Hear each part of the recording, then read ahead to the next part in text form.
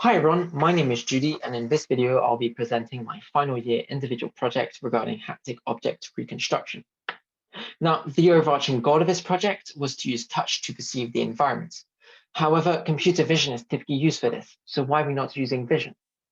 One of the reasons is that vision is unreliable under difficult conditions, such as in the presence of thick smoke. This is the case when conducting search and rescue operations in a burning forest, for example.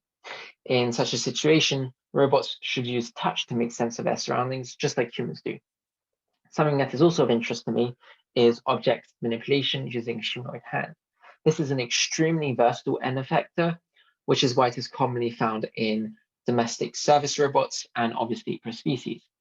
However, the object that the hand is manipulating can be easily occluded by the hand itself, rendering vision unreliable. Therefore, to manipulate an object in a skillful and human-like manner, tactile feedback must be used. To perform complex interactions with an object, its shape must be known. Therefore, the core objective of this project was to estimate the shape of an object by exclusively using haptic feedback. The tactile data used is a tactile point cloud, which is simply the set of contact points and their associated surface normals. In practice, you will only partially explore an object. For example, you might just grasp the handle of a mug or the rim, but rarely, if ever, the inside of it. This results in an incredibly sparse tactile point cloud. Therefore, the method developed in this project, known as the class condition object reconstruction engine, or CORE for short, uses strong priors. That is, it learns features from a database of known objects to infer the shape of unexplored regions. Additionally, our method must know the class of the object, so whether it is a mug, bottle, bowl, can, etc. We actually assume that the class is known since there already exists adequate classifiers that can do the job for us. And this is all illustrated in the top row of figures, which are sorted in chronological order starting from the left. The shape estimate is shown after every single grasp, starting from a single one. And as you can see, after just 4 grasps, the shape estimate is almost perfect. And since we know from the very beginning the object is a mug, well, all the shape estimates will resemble a mug. By contrast, existing methods ubiquitously use Gaussian process implicit surface potentials with little to no prior knowledge. And this is clearly seen in the bottom row of figures where the shape estimates are really quite terrible. They do not at all resemble a mug. Furthermore, our method can provide a coarse estimate, which is essentially instant to compute. This then allows our method to be used for real-time context-aware exploration. For instance, we might want to grasp the handle of a mug. And to do this, we would use the shape estimate to find the handle and then appropriately grasp it.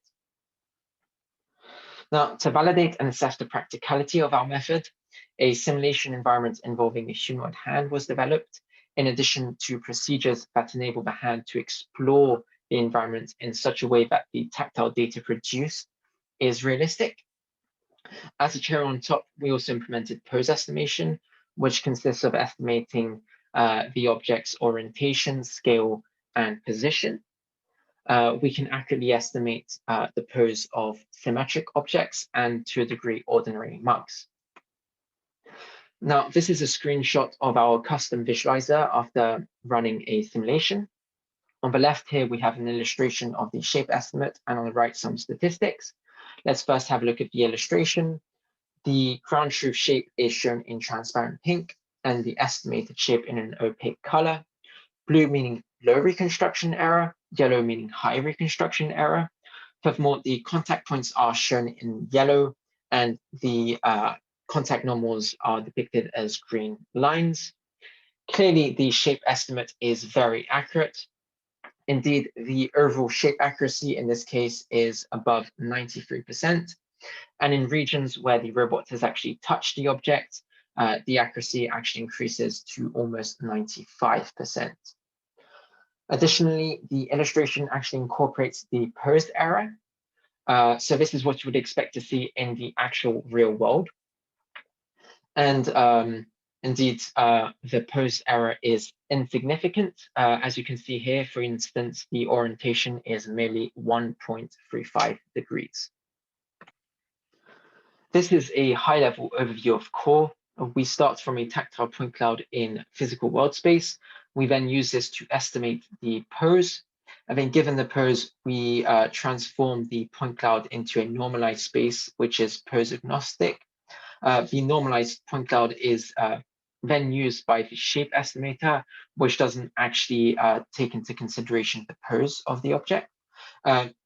So first, we feed the normalized point cloud into the latent code initializer, which produces a coarse shape estimate, noting that the latent code is simply a dense representation of the shape estimate. And then if we actually want to recover the shape, we have to feed the latent code into the decoder network, which is part of a class condition variational autoencoder.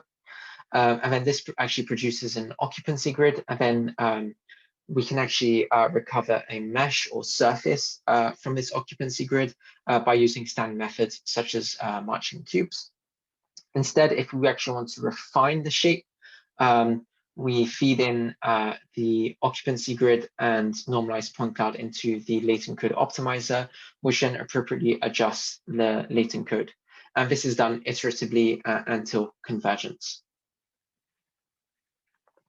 And now we're actually going to assume from now on that the pose is known and only consider the performance of the shape estimator itself.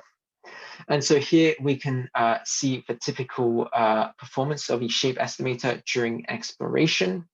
And so in each box, we have on the left the accuracy of the shape overall, and on the right, the accuracy of the shape in explored regions. And as you can see, we consistently obtain high accuracy in explored regions, and in unexplored regions, we can only expect the shape to be reasonably estimated, not accurately estimated.